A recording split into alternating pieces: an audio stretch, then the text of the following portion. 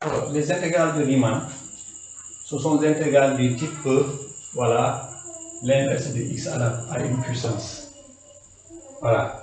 On crée des cas d'indétermination. Bon, quand le domaine d'intégration est infini, donc on est à plus l'infini, ou alors, bon, quand il y a un problème au niveau de l'origine. Par exemple, ici pour A, la fonction 1 sur x moins A, l'expression 1 sur x moins A n'est pas définie en A. Le cas particulier, ce serait intégrale de 1 à 0 de dx sur x. Souvent, on a ça. Bon, mais voilà le cas général. Maintenant, là, ce qu'il faut retenir, c'est le résultat.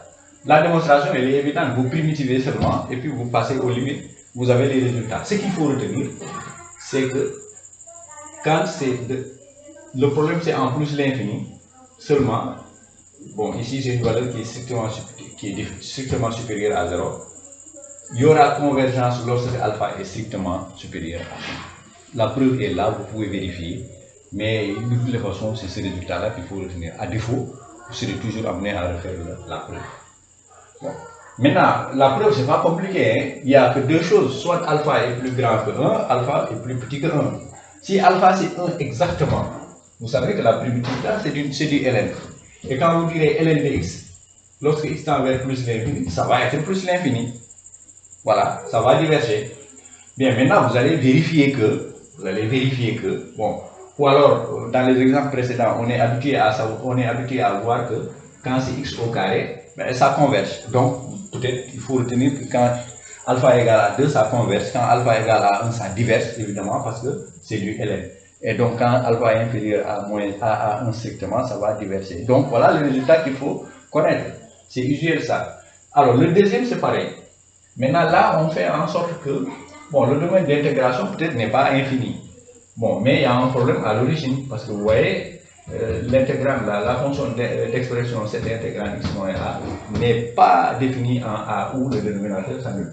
Donc là aussi, bon, maintenant, voilà, si vous savez ça, vous devez dire que c'est bon, pas la négation, parce que la négation, c'est inférieur ou égal à 1. Bon, donc ici c'est strictement supérieur à 1, donc on va retenir que ici c'est inférieur strictement à 1. Alors, bon, c'est bon de connaître ça en soi, mais c'est le corollaire là qui permet de les utiliser dans des cas de comparaison. Vous verrez que ça va nous ramener au théorème au critère de comparaison. Si, donc, quand on nous demande d'intégrer cette fonction-là, voilà, j'appelle l'intégrale de 1 à 1 f dx égale i. Alors, je vais chercher à voir est-ce qu'il existe un alpha tel que la limite de t alpha f de t me donne 0. Voilà, me donne 0. Voilà, me donne 0. Si ça me donne 0, alors je peux conclure que notre intégrale là, elle est convergente.